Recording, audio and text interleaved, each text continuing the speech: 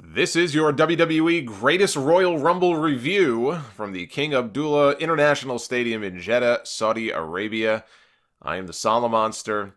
The 1992 Royal Rumble remains safe and sound as the greatest Royal Rumble match of all time, as if that was ever in doubt.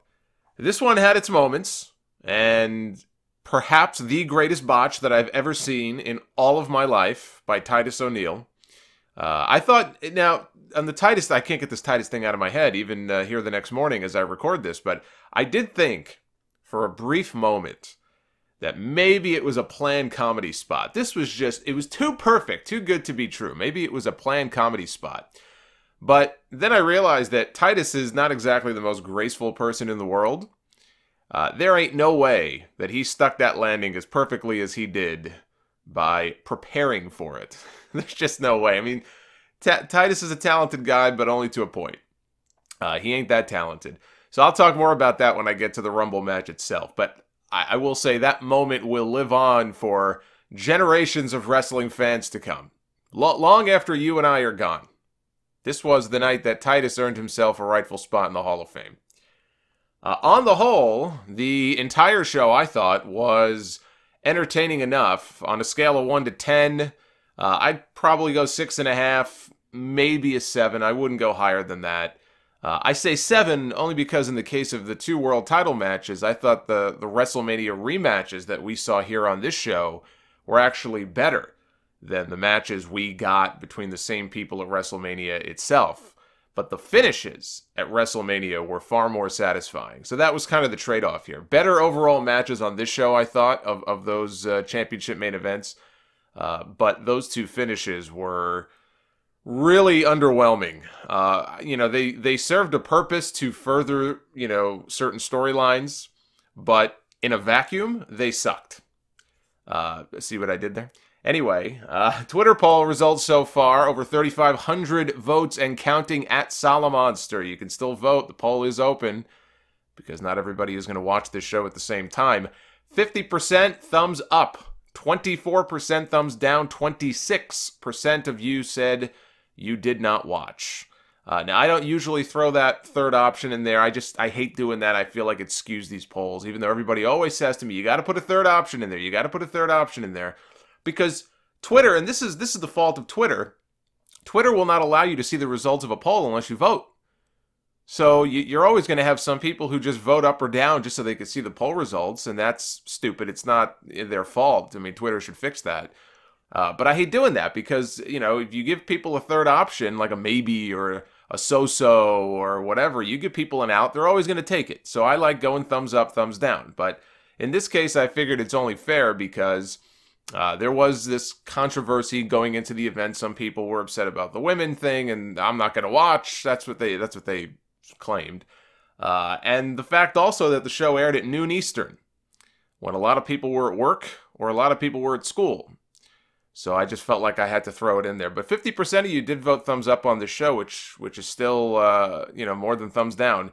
Brock Lesnar is still the Universal Champion, and Braun Strowman won the first ever Greatest Royal Rumble match, earning himself a trophy and a green title belt that he'll likely wear on TV this week, and then it will never be seen again. Kind of like those old trophies that you would win. Remember they had the bragging rights pay-per-view, and you would win like a trophy. Raw or SmackDown would win, and they'd get this nice big trophy, and maybe it would be on TV that week, and then it would vanish into obscurity. It would vanish into a warehouse somewhere. Strowman was my pick to win the Rumble. It was the right choice, even though I forgot to actually give my prediction when I did the audio last week. It was funny because I realized I wrapped recording on the podcast, and I had already converted it. I was about to upload it, and I'm like, oh, God. I forgot to give my prediction for the Rumble match. So I made sure I stuck it in the description, so people can't say I went back and I just sort of changed my opinion. But Braun was my pick, and it was the right choice. He really is the man on Raw right now. I don't think there could be any doubt about that. Some people might say Seth Rollins, because Rollins is really popular. But to me, Braun is the guy right now. Even if Brock Lesnar and Roman Reigns are the ones fighting over the big red belt, Braun is the one with all the momentum, and Braun is the one getting the biggest ovations, and People seem to be way more into him than they seem to be into those other two. The guy's a superstar, so why not give him a big win here? It doesn't harm anybody. The people who think, well, it's just a throwaway show.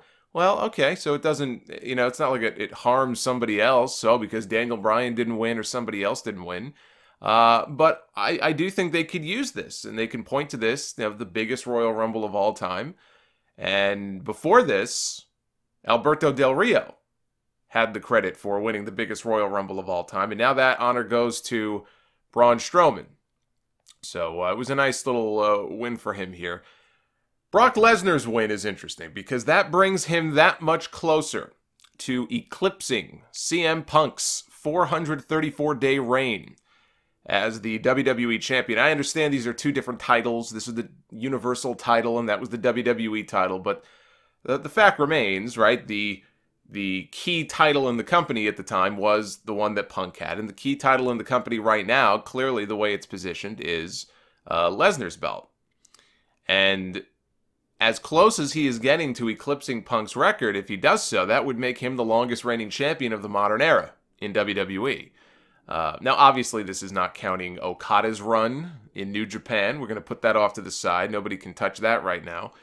But if Brock can hold on to that title until June 11th, he will blow past CM Punk. And I'm sure you're going to have conspiracy theorists out there who will argue that, well, that's been the plan all along. That's the only reason Brock has held on for the championship for this long, is to erase CM Punk's record. But I don't buy that. To me, they're not beating Roman Reigns over and over again, just to spite CM Punk, who has not even been in the company in about 5 years now, right? 4 or 5 years. But with the win here on the show, it's very likely that we probably will not see Brock defending that Universal title again. I would think until Money in the Bank at the earliest, which is in mid-June, after that June 11th date. I think it's like a week later. But possibly not even until SummerSlam in August. I mean, we have another pay-per-view next Sunday. Believe it or not, yes, next Sunday is Backlash. And Brock is not on that card. So it looks like that's exactly what's going to happen. We're going to have a new, I guess it's not like the all-time record, but as far as Punk's record, it's about to fall. Now, we also had 2 finishes for the 2 main championship matches that felt like cop-outs, and it did bring my score down a bit because I just thought, man, this is really lame. It was actually really frustrating to see not 1 but 2 basically no contest finishes to these 2 title matches, but they did serve to advance 2 different storylines. There were several storylines on this show that saw some progression, including AJ losing his temper with Nakamura, both men getting counted out. That served to continue their feud going into Backlash next weekend. And the finish of the cage match with Reigns and Lesnar, which I'll talk about, serves, I guess, in their mind to create controversy that to me doesn't actually exist, and to give them a reason to just feed Roman another title shot at some point soon. I do feel compelled, just before I get into the matches here, I do feel compelled to defend this show in one way. I want to defend this show from the people I see on my timeline arguing that it was just a waste of time. This was nothing more than a glorified house show. I've seen that sentiment a lot on social media. It's one thing to call it a glorified house show. You can do that. I think that's a fair opinion to have. This was probably the most expensive house show in the history of house shows, but you can argue that. But to be so upset about it, I'm wondering if these are the same people who pissed and moaned when they found out that Starrcade last November wasn't airing on the network. And believe me, there were a lot of people very upset. How could they not be airing Starrcade on the network? This is exactly what they have the network for. How come we can't see it? This is not fair. I will bet you at least some of those people at the time were making that argument about Starrcade. Maybe not everybody, but a lot of those people I bet were. These are the types of network specials that I would like to see them do more of. Now, I don't want them to all be 6 hours long, and preferably someplace a little less polarizing the next time would be nice, so it doesn't become a whole big political issue. But taping from unique locations in front of new fans, maybe even some shows at smaller venues, that's something I've long wanted them to be doing more of, ever since the network was first launched. So I think to complain about the show being a waste of time because there were no title changes or because nothing big happened, is basically to say don't do specials like this anymore, or like Beast in the East a few years ago, which I really enjoyed. I want to see them do more of that, not less. The Saudis really rolled out the red carpet, though, for WWE. And I got to mention this. Alan, his Twitter handle is Alan_cheapshot on Twitter. He co-hosts the Letters from Center Stage podcast. And he claims to have a source that confirmed to him that the WWE deal with the Saudis is worth $25 million a year for 10 years. So that's a total of $250 million. Now, if that's even close to accurate, and we should know for sure in a few months because WWE is a publicly traded company, so we'll find out soon enough how much this deal is actually worth. But $25 million a year is a lot of money. I don't know if that's net, gross, or what, but that's probably more than they made off WrestleMania this year. So it's no wonder we had all of that pyro yesterday. We got what used to be a year's worth of pyrotechnics condensed into one night here on this show. And the show opened with Triple H curtain jerking against John Cena. Not the first time that Triple H in the last few years has actually opened a big pay-per-view. He did with Daniel Bryan at WrestleMania a few years ago. I thought this was a good choice. You know, you open with a big match, two big names. Triple H had his WrestleMania-esque entrance with the green lasers, and Cena came out flanked by a bunch of Saudi kids wearing his merch. They worked, I would say, about the safest, most basic match you could possibly think of. Although Triple H did work in his trademark Harley Race bump out over the top. That's his signature. Cena went for an AA, actually multiple times. Triple H countered with a pedigree for a near fall. I don't want to get into the weeds on this. You guys don't need a blow-by-blow from me. Cena deadlifted him at one point out of a crossface into an AA. Then he hit a slingshot in the corner, one final AA, and got the pin. I thought this was perfectly fine, save for Michael Cole, who did not have a good night. Michael Cole claimed that John Cena had once beaten Triple H to win the WWE Championship at WrestleMania. And I thought to myself, really? I don't really remember that happening.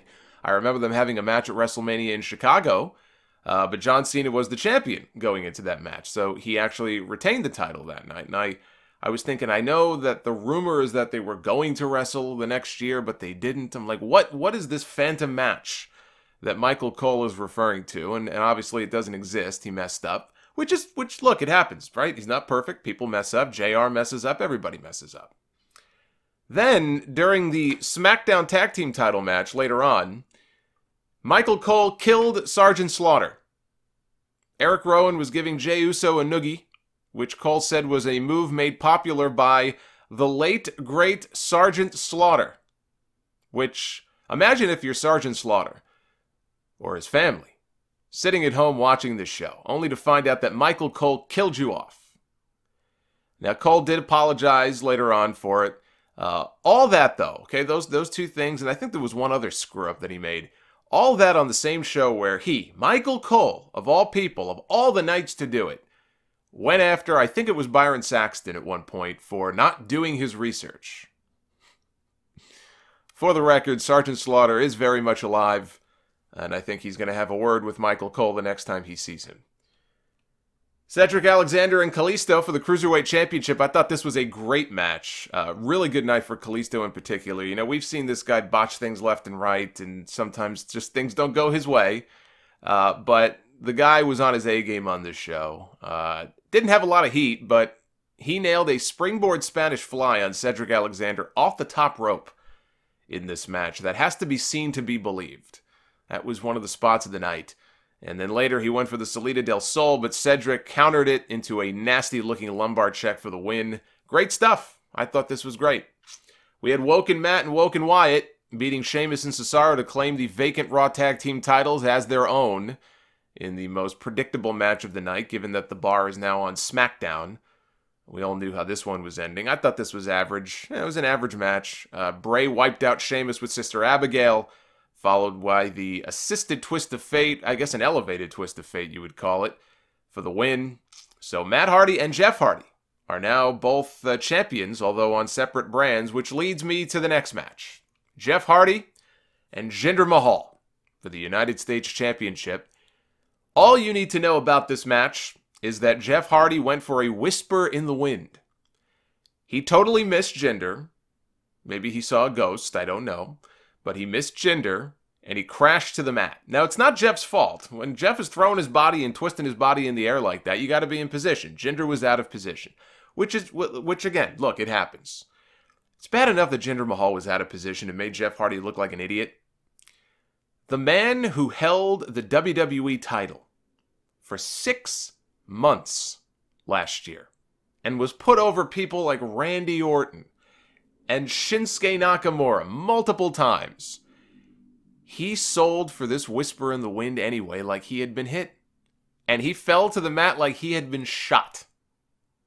Either that or the force of Jeff Hardy hitting the mat shook the ring like an earthquake and caused him to fall flat on his back. This was Jackie Gata level horrible stuff. That this is the man who held the WWE Championship for 6 months last year is a disgrace. He tried for the Colossus. Hardy escaped, hit the Swanton Bomb for the win. Once Jeff retained here, the outcome of the ladder match was really never in doubt as far as the IC title staying on Raw. It was really just a matter of would it be Rollins, would it be Balor. That's the risk you run when you do a superstar shakeup and then 2 weeks later you have a big pay-per-view like this, and then you have another pay-per-view next weekend where we now have more matches with Raw guys against SmackDown guys, which I thought we were told, hey, we can't see that any other night of the year other than Survivor Series. I guess they lied to us. At this point, we had basically what amounted, it was about a 10 to 15 minute intermission. I assume this was that prayer period that I read about that they were going to have for the live people in the building. So what they did was they sent Byron Saxton up to where the kickoff panel was. They had Jerry the King Lawler in his full King garb from the old days. They had Jim Ross. They had Booker T. To basically, so Saxton was sent up there to basically lead the panel. He was there to MC the whole thing. And if you ever need a reminder as to the value of someone like a Renee Young, watch this segment, because this came off as some of the cringiest crap that you will ever see. Lawler was doing his usual shilling where you don't believe a word. Not only do you not believe a word he says, but you don't believe that he believes a word that he's saying. But he's getting a paycheck, so he'll say whatever they want him to say. JR was JR. He didn't really have much to say. He was just sort of there. But Booker T looked like he was high as a kite during this entire segment. He couldn't say more than 4 words without busting out laughing. Booker was the second most entertaining part of this entire segment. The first was Chris Jericho. Chris Jericho did a backstage promo with Tom, better known to the rest of the world as Mike Rome. Jericho, I thought, was great. He was talking about how happy he was and how excited he was to be back after 7 months away. He name-dropped all the big names that are in the greatest Royal Rumble match with him, and he very sarcastically included the great Mojo Rawley among all the names in the Rumble match. And I gotta say, I was disappointed when they didn't do a spot with the two of them later on. How do you not have Chris Jericho do a spot where he, pretends to be all excited to be in the ring with Mojo Rawley, and maybe they're working together, and then Jericho hits a code breaker and then dumps him out of the ring? How hard would that have been? Nobody in the crowd would have gotten it, because I guess they didn't even see this. They didn't play any of the video or the audio of these promos in front of the live crowd. Which is why Jericho's jokes were met with silence. But I think it would have been a funny spot for the rest of the audience. The Bludgeon Brothers beat the Usos to retain the SmackDown Tag Team titles. Luke Harper has really leaned out lately. That was my great observation from this match, because there really wasn't much else to it. Him and Rowan hit their double-team powerbomb finish on Jey Uso for the win. Not a whole lot to say. Basic match, nothing really exciting about it. The complete opposite of the next match, which was Seth Rollins, Finn Balor, without his rainbow-colored gear. I guess the Balor Club is not for everyone, at least not in Saudi Arabia. Samoa Joe and The Miz in a fatal 4-way ladder match for the Intercontinental Championship. Great match. Probably the best, not even probably the best match on the entire show. And one of the best ladder match finishes that I think I've ever seen. And one of the most sensible ladder match finishes that... in that we didn't have the usual, everyone is struggling to climb and take forever to win. Balor was climbing the ladder. I'll just skip to the end here. Balor was climbing the ladder. Seth Rollins is nowhere to be seen. He's outside the ring, so he's out on the apron. he hits a springboard from the top rope, lands on the ladder, and we've seen people do this spot before. Shelton Benjamin being the first person that sticks out to me, but it's always cool when somebody, nails that landing and the ladder doesn't tip over. But Rollins just comes, out of camera view from out of nowhere. He springboards off the top rope, he lands on the ladder, and he very quickly scurries up the ladder, unhooks the title, and wins the match. Seth Rollins, he don't have no time for Balor's bullshit. Stole it right out from under him, and Finn just couldn't believe it. And he also had a nasty gash above his eye. He was bleeding like crazy. But just a fantastic finish. And Joe also and Miz, I mean, they did the Tower of Doom spot and a lot of the spots that you would expect in a match like this. Although I think they may have only used the one ladder for the entire, which if they did, I mean, I wasn't paying that much attention. I don't know if they did or not, but they may have only used the one ladder for the entire match, which if they did is actually pretty impressive all by itself. But just a fantastic finish. They showed a replay where all you see is Balor on the ladder, and Rollins just comes from out of nowhere like Spider-Man and just doesn't waste any time, grabs his belt and wins. So I thought it was perfect. I loved that. The rest of the match was quite good as well. So we had a segment, a little break in the show, but a good segment for the local audience where they introduced us in the ring to 4 wrestlers from the tryouts that WWE held in Saudi Arabia. The names were Nasser, Hussein, Mansoor, and Faisal. And they were in the ring cutting, brief, I say cutting promos. I mean, they had a little bit of mic time, each guy did. When all of a sudden they were interrupted by the Daivari brothers, Arya Daivari from 205 Live, and Sean Daivari, who we have not seen in WWE in many years, going back all the way, of course, to when he debuted as part of the package with Muhammad Hassan. And Daivari far outlasted Hassan in WWE, but that's really, I think, the role he's most well known for. That, and I think subduing a miscreant on the New York City subway once. So the Daivari brothers come out, they're waving the Iranian flag, which is a big no-no over there in Saudi Arabia.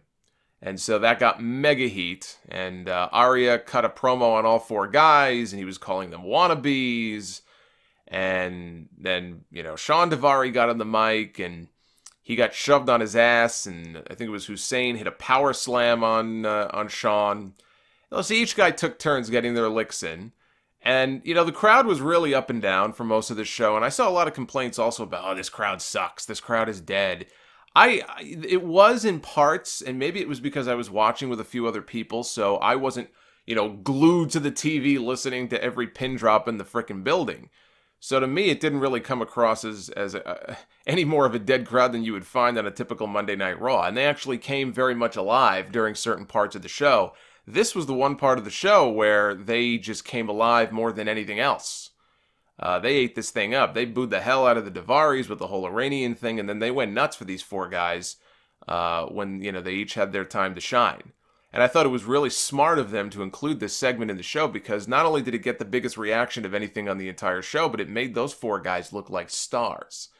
If they did a segment like that in this country, and we've seen stuff like this before, they used to trot out the tough enough guys sometimes, and they would usually try to keep like Steve Austin in the ring with them to make sure people didn't boo them. But if they did a segment like that in this country, if they didn't get booed out of the building, they would have been heckled with what chants on the mic.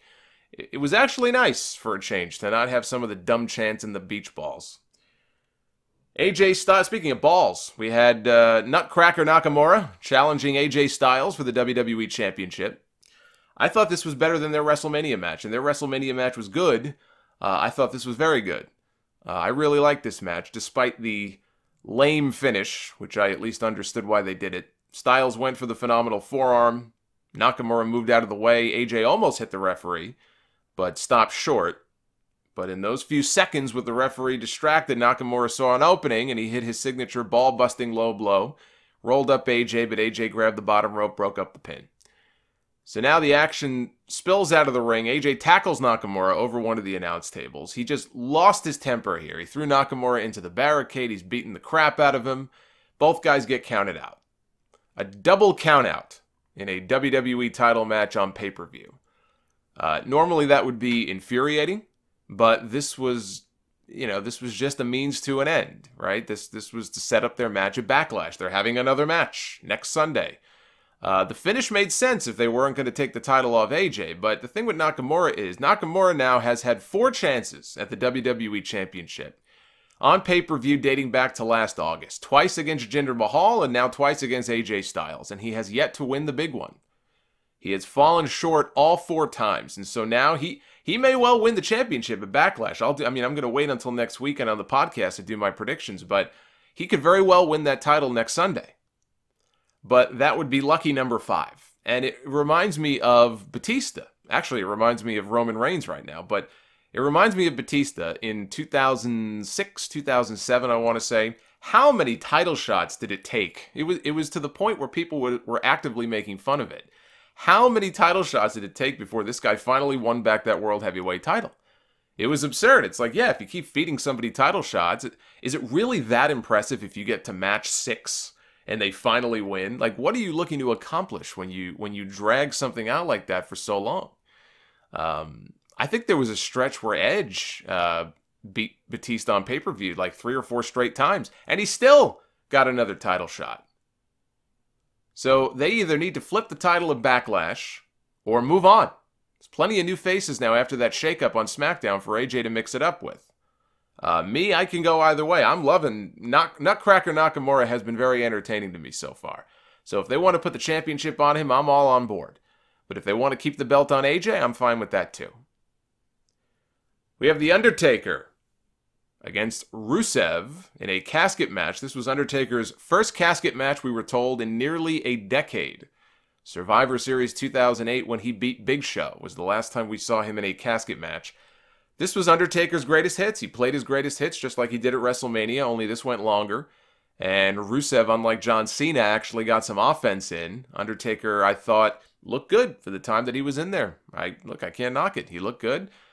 Choke slam to Rusev, rolled him into the casket. Aiden English came in before he could slam the lid shut, so Undertaker gave him a choke slam and a pretty vicious-looking tombstone. Apparently he's fine, he's okay, but he looked like he spiked this guy legit right on top of his head.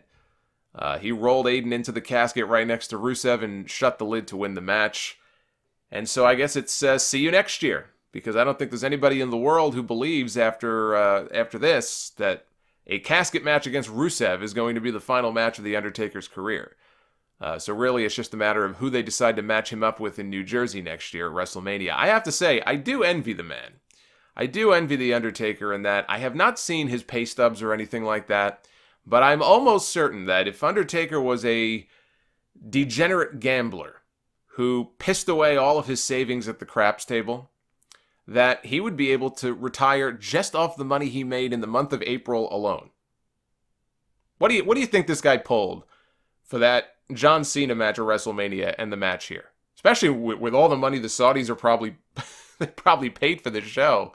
What do you think? Because I was having a conversation with a couple of people last night about this, and I said it's got to be at least $1 million for both matches. Not like each match, but just combined. This guy had to pull in at least $1 million this month. Easy. There's no way it's less than that. It's not bad. Not bad for 2 matches in less than a month. No wonder the guy sticks around.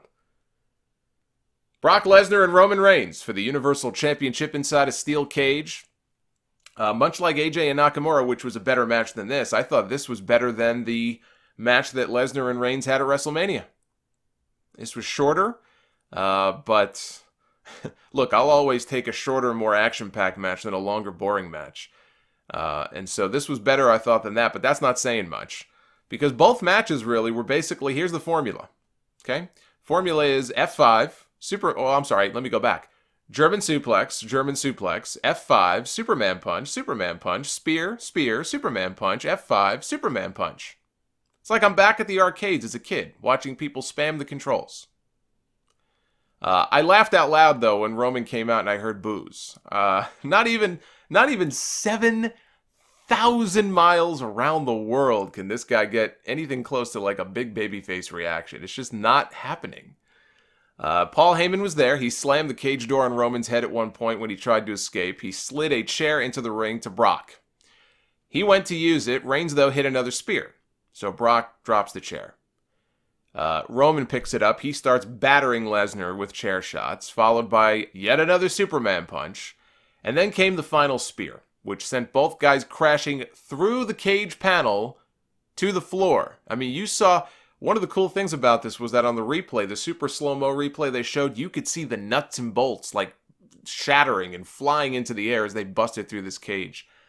So they bust through the panel, and I gotta say, that was a rough landing for both these guys. Lesnar fell down hard to the floor. Roman looked like he DDT'd himself, spiked his own head straight down. That looked like it sucked. The finish was interesting. The finish was interesting in this way. Roman's feet clearly touched the floor first. Okay, if you say otherwise, I don't know what you were watching. His feet clearly hit the floor first. Brock Lesnar was laying on top of the mesh panel. He wasn't actually laying on the ground, nor were his feet. But they declared him the winner anyway, and he retained the championship, thus proving Samoa Joe right, by the way, that Roman Reigns really is a loser. On the one hand, it gives Roman a legitimate reason this time to ask for a rematch, because he really did get screwed. I mean, if you watch the footage, he won this match. He should be the champion right now. And I see people debating, well, Lesnar's entire body hit the ground first, and so technically that counts. No, it doesn't. No, it doesn't. Greg Hamilton wasn't speaking Arabic when he made the match announcements. He was speaking plain English before the match. He said the only way to win is by pinfall, submission, or by escaping the cage with both feet hitting the floor. Those were his exact words. As obvious as it was that Roman's feet hit first, I mean, they didn't even try to hide it. They showed half a dozen different replays of it. They showed slow motion replays of it. For that reason, this just came off to me as goofy. And the problem is, like, how many people even want to see another rematch at this point between these two? Brock has beaten this man fair and square 2 straight times in the same month. Roman Reigns has fallen short so many times now, he is damaged goods. So either Vince McMahon finally has come around to the realization that a lot of people really just don't like this guy, or he's too stupid to realize how badly he's sabotaging him. Because if the idea is to get sympathy for him back in the States, good luck with that. Good luck with that. Brock Lesnar pinned Roman Reigns clean in the 4-way at SummerSlam. He pinned Roman Reigns clean one-on-one at WrestleMania. And by virtue of the rules, he beat him cleanly in the cage match. So explain to me why he would get another title shot? Now, I know exactly what they'll probably do here. They'll build this up like there's all this controversy around the finish, but there really isn't. There really is nothing controversial about it at all.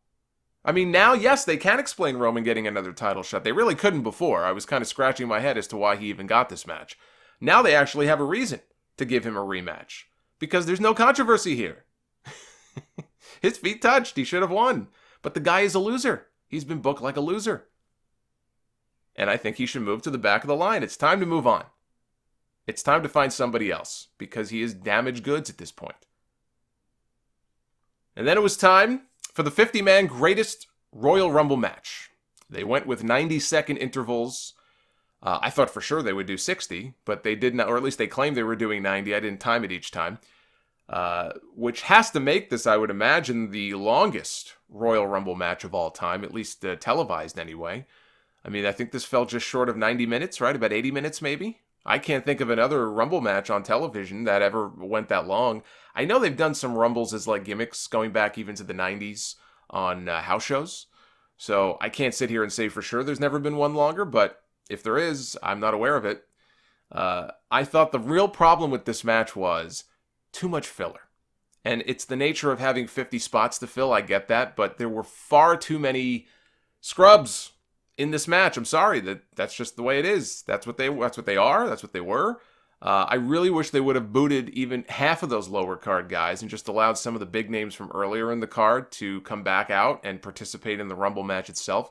You know, so, for example, having Miz be the one to dump Daniel Bryan out right at the very end of the match would have been tremendous. But Cass has the match next Sunday at the pay-per-view, and so I get why they did that. But you know, John Cena came out in the opening match, got an easy win. You know, I'm sure he was in the back, just kind of milling around. I feel like, you know, it would have been a lot better because one of the things that I've enjoyed about some of the Rumbles in the last couple of years, the one in San Antonio, and I think even the one this year, is that you have, when you have a lot of star power, when you have a lot of names in these matches, it generally tends to make them more exciting. Or if you have this cluster of 4 or 5 big names that's left at the very end, it creates doubt as far as who's going to win, and doesn't make it so obvious. And they really didn't do that here. There were no real surprises outside of Hornswoggle. Some sumo wrestler named Hiroki Sumi was in there for about a minute before being dumped out by Mark Henry. They wanted to, I guess, show off Henry's strength by dumping him out of the ring. That was a waste. Roderick Strong from the Undisputed Era in NXT, he was in there. He beat Daniel Bryan's chest just to dog meat with those knife-edge chops. I do not envy Bryan, like waking up in the morning and having to shower with his chest looking the way that it did. Tucker Knight of Heavy Machinery was there. He was brought in, I guess, to help with the Saudi tryouts, and so they let him have a spot in the Rumble match. I was very disappointed that we didn't get to see Otis, his partner. He's the one I was really looking for.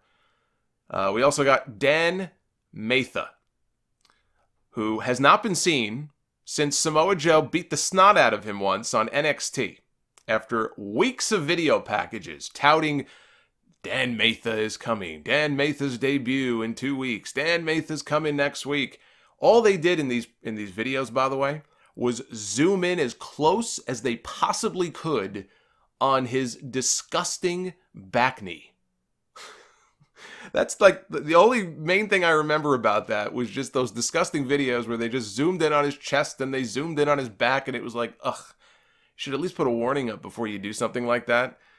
But then he was beaten up by Samoa Joe when he came out for his debut, and he was never heard from again until now. So we had him in the Rumble match, and then we had Babatunde, I believe is how you pronounce it, right? Babatunde Ayagbusi, who is signed with NXT. He's been signed for a couple of years now. He once played, he had a cup of coffee with the Minnesota Vikings, apparently. He's also 6'10", so he's a big boy. He was in there, as was Matha, really just to be dumped out. There were warm bodies in there just to be dumped out by Braun Strowman. They were running up the record for Braun for most eliminations. So that was the purpose they served being in there. Still, you talk about scraping the bottom of the barrel for this match. I mean, come on. Dan Matha, are you kidding me? It's the best you can do. Speaking of Hornswoggle, he was never eliminated. That's my other issue with this. Hornswoggle was never eliminated. Neither was Shane McMahon, which logically only means one thing. We have to have a three-way on TV this week. It's got to be Shane McMahon, Hornswoggle, and Braun Strowman. But no, I mean, Hornswoggle went through the ropes at one point to try to climb up to do the tadpole splash, and he got kicked off the apron and landed on the floor. He never actually went out over the top rope. And Shane went under the bottom rope. He was laying on the apron for about 10 minutes, and at that point, he climbed up top. That was when Strowman caught him, and he threw Shane to his death through the announce table, which was a great spot. But Shane never went out over the top rope. So they were just ignoring the rules left and right all night long on this show. So just be aware of that. Daniel Bryan opened the Rumble match. He was number 1. Him and Dolph Ziggler opened the Rumble. Sin Cara was number 3. We had Curtis Axel out at number 4. Mark Henry came out at number 5. Mike Kanellis literally came in and was out in about a second. They were arguing or claiming that he may have set the all-time record, which I believe belongs to Santino. Probably still does. But Kanellis came in and he was out very quickly. Then we had Hiroki Sumi, who I mentioned a minute ago. He was also out pretty quick. We had Victor of the Ascension, which really just pissed me off because that just meant that we were waiting on Connor to come out at some point.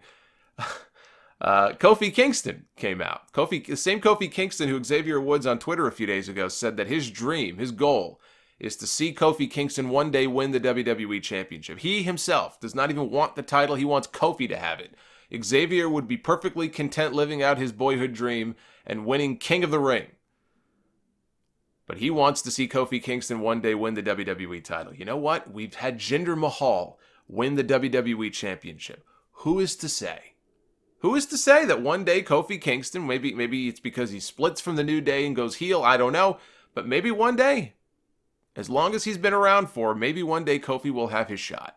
But I know that's like a big goal that Xavier and probably Big E, they're probably on the same page with that, I would imagine. Tony Nese was in at number 10. We had Dash of the Revival in next, followed by Hornswoggle. We had, let's see, who was next? Oh, we had Primo. Oh, poor Primo. Primo Cologne was just botching stuff left and right. I felt bad for the guy. Xavier Woods was out number 14. We had Bo Dallas in number 15. Kurt Angle at number 16. So we had Angle and Daniel Bryan in there for a while. I don't remember, though, if we had any... no, we did. We had some spots. In fact, I think there was an ankle lock spot in there with Bryan and Kurt. So that was cool. I mean, that's a match that I really would have loved to have seen 10 years ago. And I really just don't have any desire to see it now, especially with all the opponents that Bryan's got lined up on SmackDown. I mean, to me, there's no real great interest in seeing him in the ring with Kurt Angle at this point. But, you know, for a few spots in the Rumble, I thought it was cool. Actually, Angle had one of the cooler eliminations in this match because he dumped Dolph Ziggler off a belly-to-belly over-the-top rope. So he belly-to-bellied Ziggler right out of the Rumble match. We had Scott Dawson out next at number 17. Goldust 18. Connor came out at 19. And Elias was out at number 20 playing the guitar. He was going to perform a song.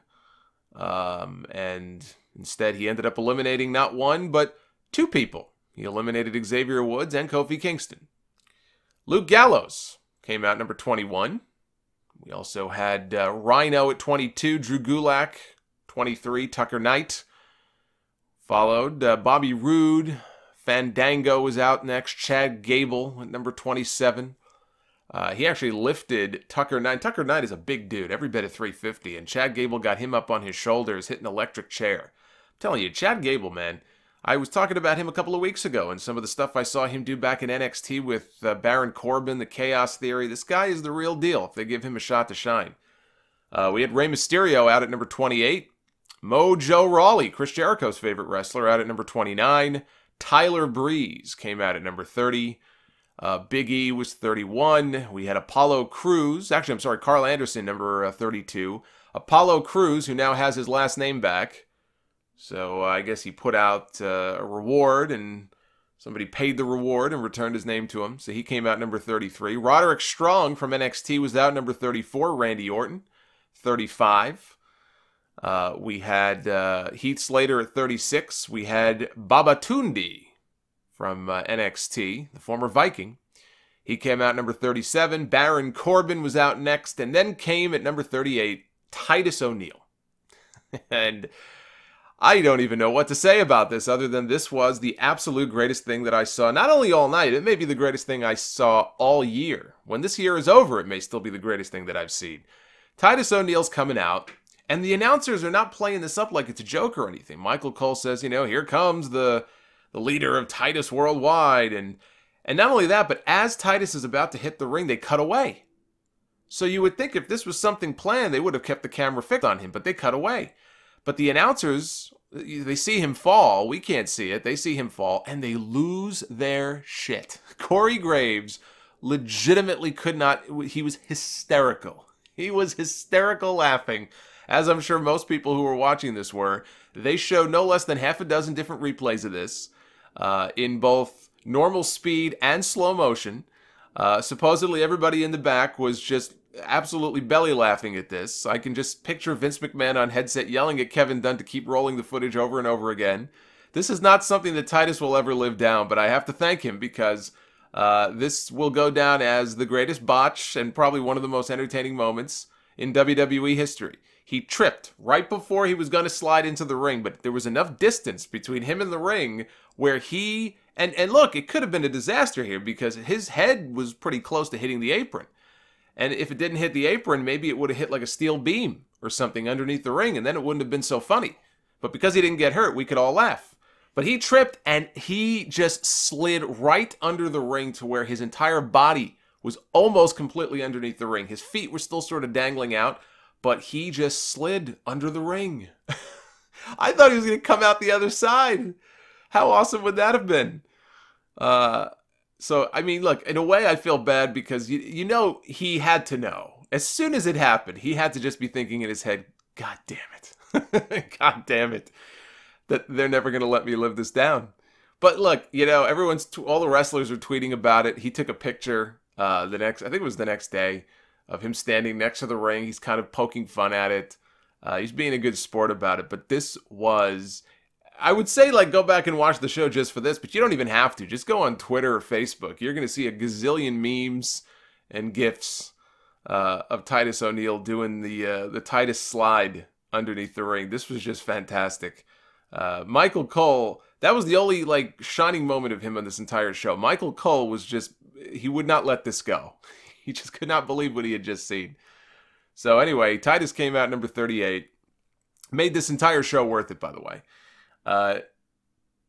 Braun Strowman was in at number, actually, Dan Matha. How could I forget the great Dan Matha? He was number 39. Strowman was number 40. Ty Dillinger came in 41.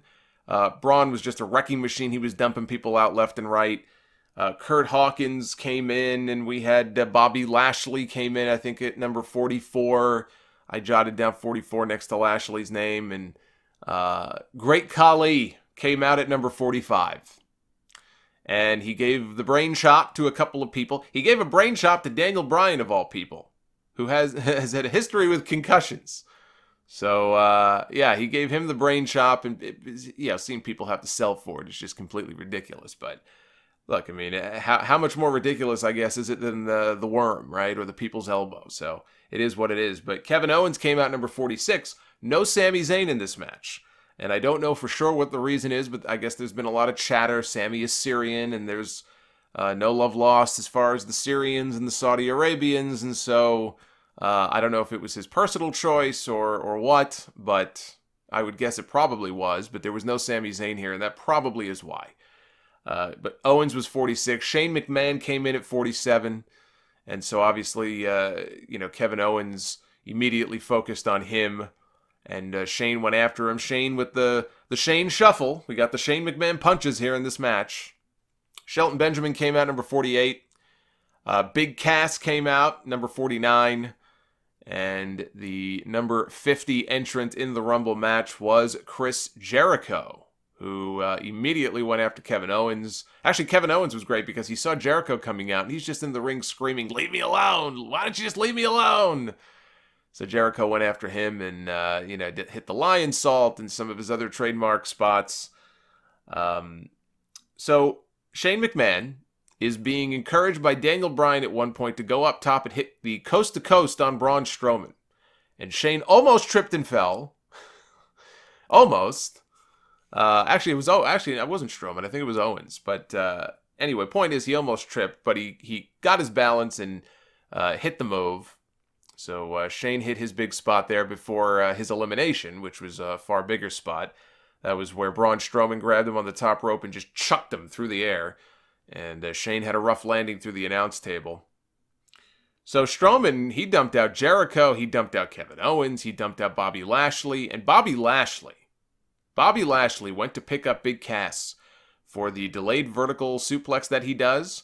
And he had to drop him and put him right back down on his feet, because he couldn't hold him up. He went for it again, and he just couldn't support Cass's weight, and so he dropped him. He tried to fall backwards just to hit a quick suplex, but instead he gave him a brainbuster and dropped the guy right on his head. He's lucky he didn't break his neck. So that was rough to see. Bryan tried to eliminate Strowman. Not a wise move on his part, especially since he had been in there since number 1. Forget the size disparity between them.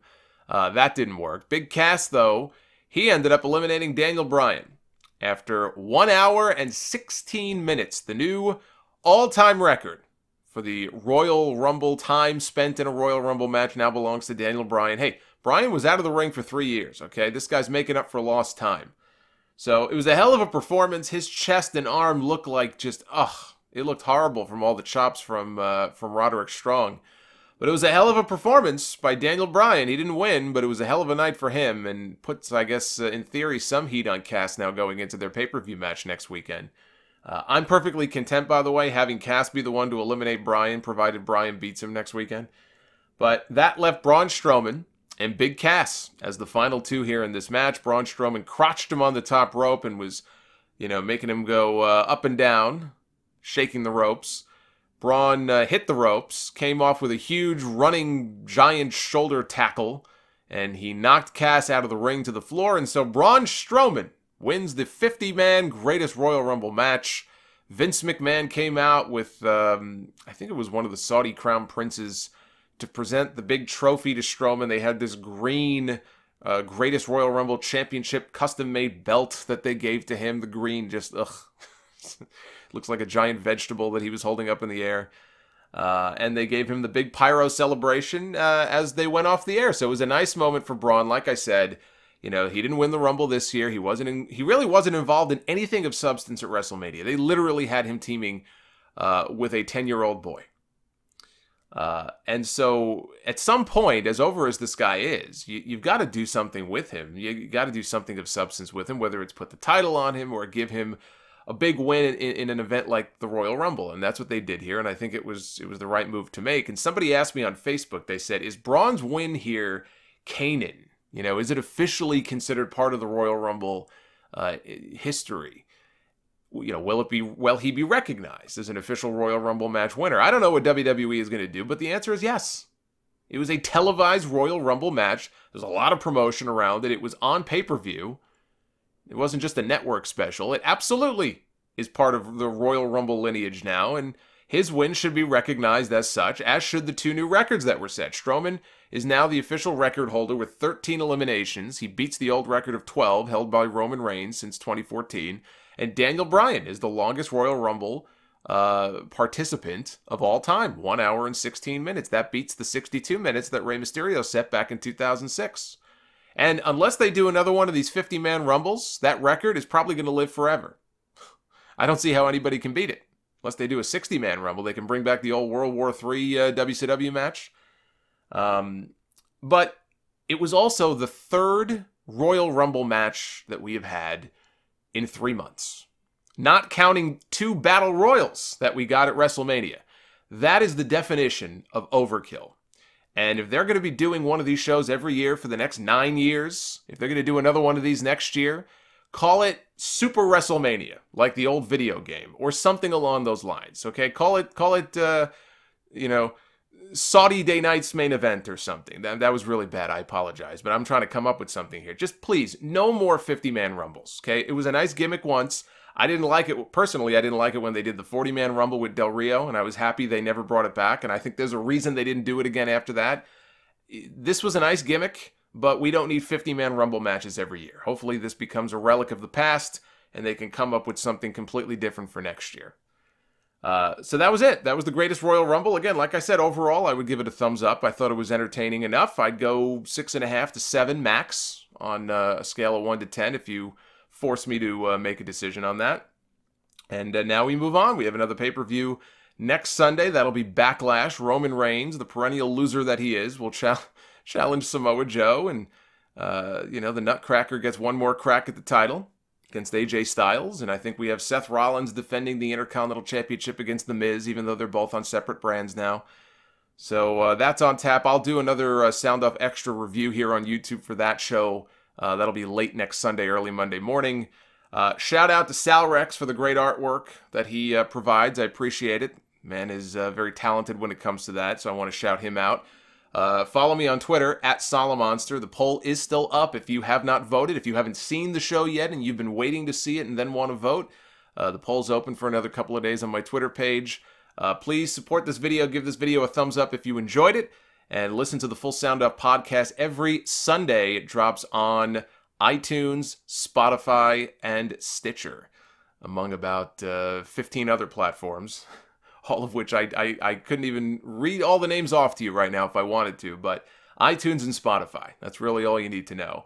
And I'll see you back here tomorrow. I'll be, well, not on YouTube, but there'll be a brand new podcast on all the platforms I just mentioned. So I will see you for episode 545, and I will see you also for your Backlash review here on YouTube late next weekend. Until then, I'm the Solomonster. Have yourselves a great week, and we'll see you again real soon. Take care, guys.